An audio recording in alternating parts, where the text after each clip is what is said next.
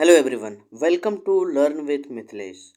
तो आज की इस वीडियो में हम टाइप 4 पढ़ने वाले हैं और टाइप 4 में हमारा क्वेश्चन होने वाला है गुप्त वंश और हर्षवर्धन काल से संबंधित प्रश्न। तो चलिए हम अपने प्रश्न की तरफ बढ़ते हैं। हमारा पहला प्रश्न है, भारतीय नेपोलियन की उपाधि किसे दी गई है? तो इसका सही उत्तर है समुद्रगुप्त को। समुद्रगुप्त को भारतीय नेपोलियन की उपाधि दी गई है। अगला प्रश्न है, पहला ज्ञात गुप्त शासक कौन था? आप इसके जवाब देने की कोशिश कीजिएगा। अगर नहीं आता है तो फिर उसके बाद तो मैं जवाब दूंगा ही। आप पहले अपने मन में ही इसका जवाब ढूंढ लीजिए और बाद में एनालाइज कीजिए कि आपने कितने प्रश्नों को सही किया। ठीक, तो इसका उत्तर हो जाएगा श्री गुप्त। ये ज्ञात पहला गुप्त शासक था।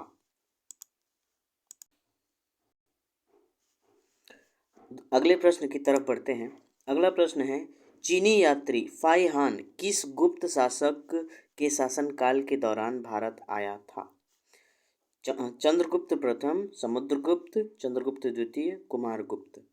इसका जवाब क्या होगा? तो इसका जवाब है चंद्रगुप्त द्वितीय के शासनकाल में ये आया था। इलाहाबाद स्तंभ शिलालेख किसने बनवाया था? हरिसेन, महासेन, वीरसेन, विष्णुसेन। इसका सही जवाब है हरिसेन ने बनवाया था। अगला प्रश्न है, कवि कालिदास किसके राज कवि थे? चंद्रगुप्त मौर्य के, समुद्रगुप्त के, चंद्रगुप्त विक्रमादित्य के, हर्ष के। तो इसका सही उत्तर है चंद्रगुप्त विक्रमादित्य के। अगला प्रश्न है, राजा हर्ष ने अपनी राजधानी डैश से डैश स्थानांतरित की थी? कहाँ से? थानेसर से कन्नौज, या फिर दिल्ली से देवगिरी, या फिर कंबोज से कन्नौज, या फिर बल्लभी से दिल्ली। तो इसका सही उत्तर है थानेसर से कन्नौज उन्होंने अपनी राजधानी स्थानांतरित की थी। जब 7वीं शताब्दी के दौरान हर्षवर्धन ने सिंधु गंगा के मैदान के एक बड़े भाग के साथ पंजाब, बंगाल और उड़ीसा राज्यों को संगठित किया, उन्होंने कन्नौज के शासक को पराजित किया और अपनी राजधानी को थानेसर से कन्नौज स्थानांतरित किया। अगला प्रश्न, आर्यभट्ट और कालिदास किस गुप्त शासक के दरबार में थे? कुमारगुप्त, चंद्रगुप्त द्वितीय, समुद्रगुप्त, स्कंदगुप्त।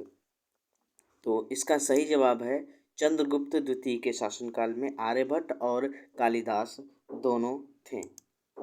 निम्नलिखित में से किसने सिक्के संगीत की प्रति उनका प्रेम दर्शाते हैं? मौर्यों के, नंदों के, गुप्तों के, चोलों के। तो इसका सही जवाब है गुप्तों के। गुप्तों के सिक्के जो हैं वो संगीत के प्रति उनका प्रेम अधिक से अधिक दिखता है। समुद्रगुप्त के सिक्कों पर उसे बीड़ा वादन करते हुए दिखाए जाने से ऐसा पता चलता है कि समुद्रगुप्त संगीत प्रेमी था। अगला है, नालंदा विश्वविद्यालय की स्थापना किसके द्वारा की गई? हर्षवर्धन, कुमारगुप्त, समुद्रगुप्त, चंद्रगुप्त। इसका सही उत्तर है कुमारगुप्त। अगला प्रश्न है, बाणभट्ट निम्नलिखित में से किस सम्राट के राज दरबारी कवि थे? ऑप्शन है विक्रमादित्य, कुमारगुप्त, हर्षवर्धन, कनिष्क। तो इसका सही जवाब है हर्षवर्धन। जो बाणभट्ट हैं वो सम्राट हर्षवर्धन के राज मतलब दरबारी कवि और संस्कृत गद्य के विद्वान भी थे। अगला, हेनसोंग किसके शासनकाल के दौरान भारत आया था? ऑप्शन है चंद्रगुप्त प्रथम, चंद्रगुप्त द्वितीय, हर्षवर्धन, रुद्र दमन। तो इसका सही उत्तर है हर्षवर्धन। अगला प्रश्न, निम्नलिखित में से किस अभिलेख या शिलालेख में सती प्रथा का प्राचीनतम संदर्भ मिलता है? ऑप्शन है इलाहाबाद स्तंभ शिलालेख, भानुगुप्त का एरड़ शिलालेख, पुलकेशिन द्वितीय का ऐहोल स्थित शिलालेख, भानुगुप्त का सितान शिलालेख। तो इसका क्या सही उत्तर होने वाला है, आप सोचिए और जवाब दीजिए। जी हाँ, इसका उत्तर है भानुगुप्त का एरड़ अभिलेख। हर्ष चरित्र एक सेकंड, हाँ, एरड़ अभिलेख या शिलालेख। 13वां प्रश्न है, हर्ष चरित निम्नलिखित में से किसके द्वारा लिखी गई थी? ऑप्शन है कालिदास, बाणभट्ट, वाल्मीकि, व्यास। तो इसका सही उत्तर है बाणभट्ट के द्वारा हर्षचरित्र लिखी गई थी। अगला प्रश्न है, अजंता और एलोरा की गुफाएं भारत में किस राज्य में स्थित हैं? ऑप्शन है केरल, उड़ीसा, महाराष्ट्र और जम्मू और कश्मीर। तो इसका सही उत्तर है महाराष्ट्र। अगला प्रश्न है, विक्रमशिला विश्वविद्यालय की स्थापना किसने की थी? ऑप्शन है गोपाल, दूसरा ऑप्शन है देवपाल, तीसरा ऑप्शन है कर्ण, चौथा ऑप्शन है धर्मपाल। तो इसका क्या उत्तर होगा? इसका उत्तर होगा धर्मपाल। वराहमिहिर कौन है या क्या है? ऑप्शन है खगोलज्ञ, दूसरा ऑप्शन अंतरिक्ष यात्री, तीसरा ऑप्शन अंतरिक्ष शटल, चौथा ऑप्शन पावर स्टेशन। तो इसका सही उत्तर है खगोलज्ञ। वराहमिहिर खगोलज्ञ है। अगला ऑप्शन है, शून्य के सिद्धांत का प्रतिपादन किसने किया? चरक, चाणक्य, आर्यभट्ट, वराहमिहिर। तो इसका सही उत्तर है आर्यभट्ट ने शून्य का सिद्धांत का प्रतिपादन किया। चीनी यात्री सुंग यून भारत कब आया? 510 ईस्वी में, 518 ईस्वी में, 525 ईस्वी में, 558 ईस्वी में। तो इसका सही उत्तर है 518 ईस्वी में सुंग यून चीनी यात्री भारत में आया था। तो इसका सही ऑप्शन है दूसरा। अगला प्रश्न है, अलवर संतों का आविर्भाव निम्नलिखित में से किस आधुनिक राज्य से हुआ? तमिलनाडु, केरल, कर्नाटक, महाराष्ट्र। तो इसका सही उत्तर है तमिलनाडु से। अगले प्रश्न की तरफ बढ़ते हैं, लिच्छवी दौहित्र किसे कहते हैं? ऑप्शन है चंद्रगुप्त प्रथम को, दूसरा ऑप्शन है स्कंदगुप्त को, तीसरा ऑप्शन है कुमार गुप्त को और चौथा ऑप्शन है समुद्रगुप्त को। तो इसका सही उत्तर है समुद्रगुप्त को कहते हैं। लिच्छवी दौहित्र समुद्रगुप्त को कहते हैं। अगला है, अदंतपुरी शिक्षा केंद्र निम्नलिखित में से किस राज्य में अवस्थित था? बंगाल, गुजरात, बिहार, तमिलनाडु। तो इसका सही उत्तर है बिहार। बिहार में उदंतपुरी शिक्षा केंद्र स्थित था। अब उदंतपुरी शिक्षा केंद्र के बारे में हम लोग जान लेते हैं। तो प्राचीन समय में उदंतपुरी बिहार में आधुनिक बिहार शरीफ के पास भारत में पढ़ाई का एक प्रसिद्ध बौद्ध केंद्र था। इसे 7वीं शताब्दी में पाल राजवंश के पहले शासक गोपाल ने अपने पड़ोसी नालंदा के अनुकरण में स्थापित किया था। तो ये रहा उदंतपुरी शिक्षा केंद्र के बारे में कुछ जानकारी। अगला प्रश्न है, गुप्तकाल शासक यानी गुप्तकाल के शासन के दौरान निम्नलिखित में से कौन सा सिक्का चांदी में जारी किया गया था? काकिनी, निस्का, रुपया का, रुपया का, दिनार। तो इसका जवाब होगा रुपया का। गुप्तकाल में जारी चांदी के सिक्कों को रूपक यानी रूपक कहा जाता था। ये सिक्के उज्जैन के शक शासकों के सिक्कों के अनुरूप थे। हालांकि चीनी विद्वान फाहियान के अनुसार गुप्त काल में कौड़ियाँ विनिमय के सामान्य साधन के रूप में प्रयुक्त होती थी। अगला प्रश्न है, हर्षवर्धन का समकालीन दक्षिण भारतीय शासक कौन था? हर्षवर्धन के समकालीन कौन था? ऑप्शन है कृष्णदेवराय, पुलकेशिन द्वितीय, मयूर वर्मा, चिक्का देवराज वोडेयार। तो इसका सही उत्तर है पुलकेशिन द्वितीय। हर्षवर्धन के समकालीन दक्षिण भारतीय शासक था पुलकेशिन। अगला प्रश्न है, निम्नलिखित में से क्या राष्ट्रकूट का सर्वाधिक चिरस्थायी योगदान है? ऑप्शन है कैलाश मंदिर, दूसरा ऑप्शन है कन्नड़ काव्य के 3 कवि पंपा, पोन्ना और रान्ना तथा कैलाश मंदिर, तीसरा ऑप्शन है जैनवाद का संरक्षण, चौथा ऑप्शन है विजय। तो इसका सही उत्तर है ऑप्शन 2। तीसरा प्रश्न है, रवि कीर्ति जो एक जैन थे और उन्होंने एहोल प्रशस्ति की रचना की थी, को किसका संरक्षण प्राप्त था? ऑप्शन 1 पुलकेशिन प्रथम का, ऑप्शन 2 हर्ष का, ऑप्शन 3 पुलकेशिन द्वितीय का, ऑप्शन 4 खारवेल का। तो इसका सही उत्तर है पुलकेशिन द्वितीय का। रवि कीर्ति चालुक्य शासक पुलकेशिन द्वितीय के शासनकाल के दौरान दरबारी कवि के रूप में नियुक्त थे। उन्होंने मेगुती मंदिर पर एहोल अभिलेख की रचना की थी, जिसमें उन्होंने राजा पुलकेशिन द्वितीय द्वारा हर्षवर्धन को पराजित करने और राजधानी को एहोल से बादामी स्थानांतरित करने का वर्णन किया गया था। तो ये रहा कुछ इसका एक्सप्लेनेशन। अगला प्रश्न है, किसके शासनकाल के दौरान अजंता की गुफाएं निर्मित की गईं? गुप्त के, कुषाण के, मौर्य के, चालुक्य के? तो इसका सही उत्तर है गुप्त के। गुप्तों के शासनकाल के दौरान अजंता की गुफाएं बनाई गई थी। अगला प्रश्न है, निम्नलिखित में से कौन सा शिलालेख प्रयाग प्रशस्ति के नाम से जाना जाता है?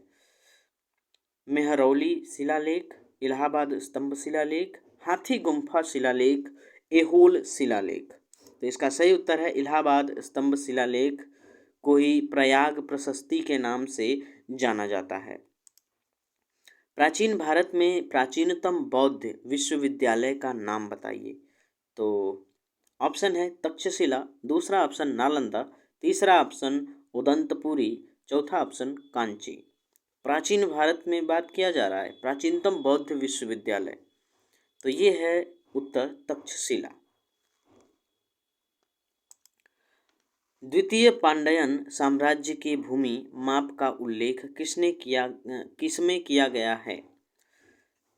ऑप्शन है थलवईपुरम तांबे की प्लेटों, दूसरा ऑप्शन उत्तर मेरूर शिलालेख, तीसरा ऑप्शन कुडुमियमलई शिलालेख, चौथा ऑप्शन है सकाकुड़ी तांबे की प्लेटों पर। तो इसका सही उत्तर है ऑप्शन 1। गुप्त वंश का अंतिम शासक कौन था? पुरुगुप्त, विष्णुगुप्त, स्कंदगुप्त, कुमारगुप्त। इसका सही उत्तर है विष्णुगुप्त। विष्णुगुप्त जो था वो गुप्त वंश का अंतिम शासक था। चालुक्य शासक पुलकेशिन की हर्षवर्धन पर विजय का वर्ष डैश था, वो कौन था? कौन सा ईयर था, कौन सा सन था? 612 था, 618 था, 622 था या 634 था? तो इसका सही उत्तर है 618 ईस्वी। 618 ईस्वी था वो। अगला प्रश्न है, महाराजाधिराज की उपाधि लेने वाला प्रथम गुप्त शासक कौन था? चंद्रगुप्त प्रथम, समुद्रगुप्त, कुमारगुप्त, स्कंदगुप्त। तो इसका उत्तर होगा चंद्रगुप्त प्रथम। चंद्रगुप्त प्रथम को ही महाराजाधिराज की उपाधि दी गई थी। कलिंग नरेश खारवेल का संबंध निम्नलिखित किस राजवंश से था? महामेघवाहन वंश, हर्यक वंश, रठभोजक वंश, सातवाहन वंश। तो इसका सही उत्तर है महामेघवाहन वंश से कलिंग नरेश खारवेल का संबंध था। हर्षवर्धन की वल्लभी विजय निम्नलिखित शिलालेखों में से किस में पाया गया है? ऐहोल स्तंभ शिलालेख, जूनागढ़ शिलालेख, नवसारी ताम्रपत्र शिलालेख, दामोदरपुर ताम्रपत्र शिलालेख, किस में से लिया गया है? तो इसका सही उत्तर है नवसारी ताम्रपत्र शिलालेख से हर्षवर्धन की वल्लभी विजय शिलालेख लिया गया है। किसके शासनकाल में ह्वेनसांग भारत में आया था? जलालुद्दीन, दूसरा ऑप्शन है हर्षवर्धन, तीसरा ऑप्शन है जहांगीर, चौथा ऑप्शन है पांड्य। तो इसका सही उत्तर है हर्षवर्धन। हर्षवर्धन के शासन में ह्वेनसांग भारत आया था। विक्रमशिला विश्वविद्यालय का संस्थापक निम्नलिखित में से किसे माना जाता है? विजय सेन, धर्मपाल, बल्लाल सेन, कुमार पाल। इसका सही उत्तर है धर्मपाल। पूर्व गुप्त काल में निम्न में से कौन सी वस्तु निर्यात की सामग्री नहीं थी? लोहा, सोना, टीन, चांदी। तो इसका सही उत्तर है टीन। टीन जो है वो निर्यात की सामग्री नहीं थी। निम्नलिखित में से किसके शासनकाल में ह्वेनसांग ने पल्लवों की राजधानी कांचीपुरम का भ्रमण किया था? महेंद्र वर्मन प्रथम, महेंद्र वर्मन द्वितीय, नरसिंह वर्मन प्रथम, परमेश्वर वर्मन द्वितीय। तो इसका सही उत्तर है नरसिंह वर्मन प्रथम के शासनकाल में ह्वेनसांग ने पल्लवों की राजधानी कांचीपुरम का भ्रमण किया था।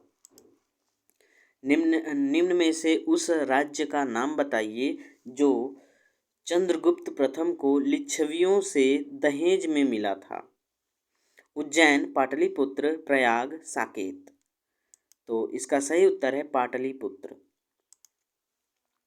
किसके शासनकाल में चीनी यात्री ह्वेनसांग भारत आए थे?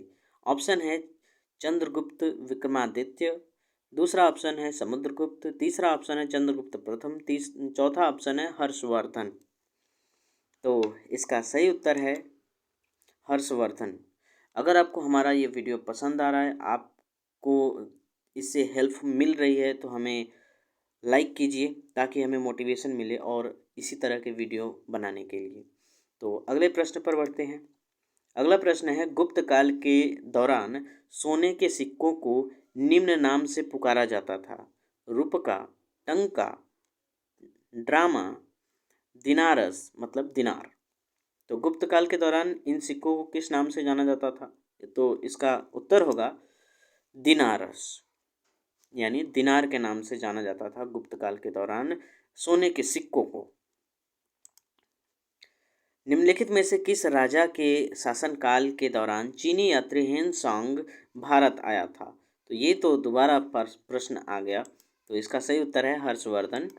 अगला प्रश्न है निम्नलिखित में से किसने 618 एडी में हर्षवर्धन को हराया था?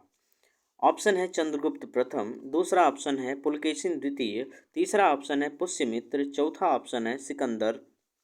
तो इसका सही उत्तर है पुलकेशिन द्वितीय।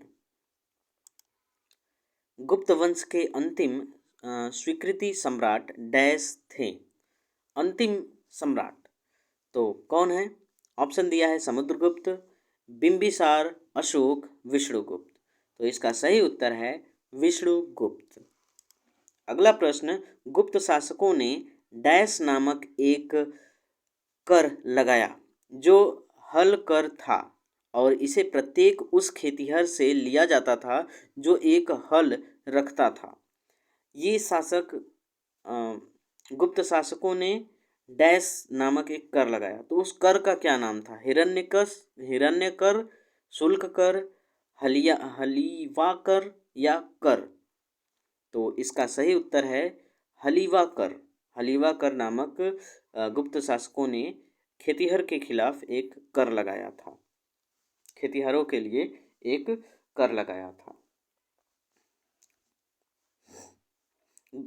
गुप्त युग के दौरान ग्रामीणों पर लगाया गया यह कर एक आवधिक कर था। यह राजा की इच्छा पर लगाया जाने वाला एक विशेष प्रकार का कर था। अगला प्रश्न है, तीर्थयात्रियों के राजकुमार के रूप में प्रतिष्ठित ह्वेनसांग ने सम्राट डैश के शासनकाल के दौरान भारत का दौरा किया था। तो किसके शासनकाल के दौरान ह्वेनसांग ने भारत का भ्रमण किया था? तो ये तो क्वेश्चन कई बार आ चुका है। इसका सही उत्तर है हर्षवर्धन के शासनकाल में ह्वेनसांग भारत में आया था। अगला प्रश्न, राजा हर्षवर्धन ने अपने भाई डैश की मृत्यु के बाद थानेश्वर और कन्नौज के सिंहासन पर प्रभुत्व स्थापित किया। तो अपने भाई किसके? इंद्रवर्धन, सूर्यवर्धन, राजवर्धन या चंद्रवर्धन, किसके मृत्यु के बाद इन्होंने थानेश्वर और कन्नौज के सिंहासन पर अपना प्रभुत्व बना लिया? तो इसका सही उत्तर है राजवर्धन के शासनकाल में इन्होंने अपना प्रभुत्व स्थापित किया। अगला प्रश्न है, हर्षचरित कन्नौज के शासक हर्षवर्धन की जीवनी है। कन्नौज के शासक हर्षवर्धन की जीवनी है जो उसके राजदरबारी कवि डैश द्वारा संस्कृत में रचित थी। तो उन कवि का नाम क्या था? दंडी, कंबन, बाणभट्ट या जिनसेन? तो इसका सही उत्तर है बाणभट्ट। बाणभट्ट द्वारा रचित हर्षचरित्र बाणभट्ट द्वारा रचित भारतीय सम्राट हर्ष की जीवनी है। ठीक। अगला प्रश्न है, किस स्तंभ शिलालेख से समुद्रगुप्त की उपाधियां अभिलिखित की गई हैं जो अपनी विजय के लिए नेपोलियन ऑफ द इंडिया के नाम से जाने जाते थे? ऑप्शन है लौह स्तंभ, दूसरा ऑप्शन है सूर्य स्तंभ, तीसरा ऑप्शन है विजय स्तंभ, चौथा ऑप्शन है इलाहाबाद स्तंभ। तो किसके अनुसार ऐसा लिखा गया था? इलाहाबाद स्तंभ पर ये सब लिखा गया है। इस शिलालेख के अनुसार समुद्रगुप्त ने उत्तर में 9 राजाओं को तथा दक्षिण में 12 राजाओं को पराजित किया और सभी आटविक राज्यों की सीमाओं को कम कर दिया। ठीक, इसीलिए इन्हें नेपोलियन ऑफ द इंडिया कहा जाता है। अगला और अंतिम प्रश्न है, पुष्यभूति जिन्होंने थानेश्वर से शासन किया था डैश राजवंश के संस्थापक थे? तो इसका सही उत्तर है वर्धन। बाणभट्ट के हर्षचरित्र में पुष्यभूति को वर्धन या पुष्यभूति वंश का संस्थापक बताया गया है। कुरुक्षेत्र में थानेश्वर वर्धन या पुष्यभूति वंश की राजधानी थी। 6ठी शताब्दी के अंत तथा 7वीं शताब्दी के प्रारंभ में वर्धन वंश के राजाओं ने उत्तर भारत के एक बड़े भाग पर शासन किया था। तो आज के लिए इतना ही प्रश्न। मिलते हैं अगले वीडियो में और एक नए टाइप के क्वेश्चन के साथ। अगर आपको ये वीडियो हमारा पसंद आ रहा है तो हमारे चैनल को सब्सक्राइब कीजिए। Thanks for watching.